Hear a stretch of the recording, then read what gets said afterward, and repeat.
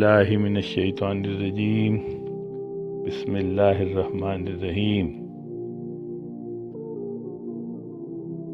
It is a bitter reality that despite accepting the Quran as the truth and the word of Allah, its understanding is being neglected.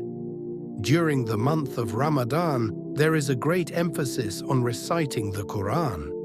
It is read and listened to in Taraweeh prayers, and people recite it in their homes and mosques.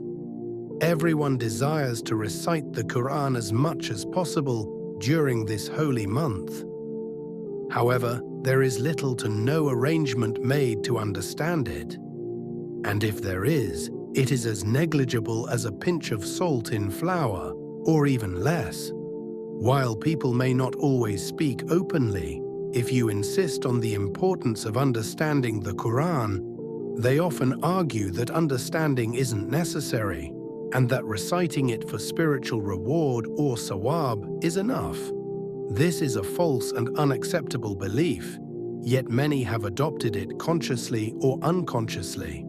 In Surah Ad-Dukhan, verses 58 and 59, it is stated, "Indeed, we have made this Quran easy in your own language, so that they may take heed.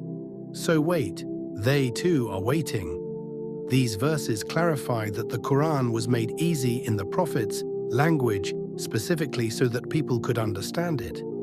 Yet, if people remain unprepared to understand it, Allah tells the Prophet to wait, just as they are waiting, implying they should wait for the consequences of their neglect. This is a stern warning to those who refuse to understand the Quran.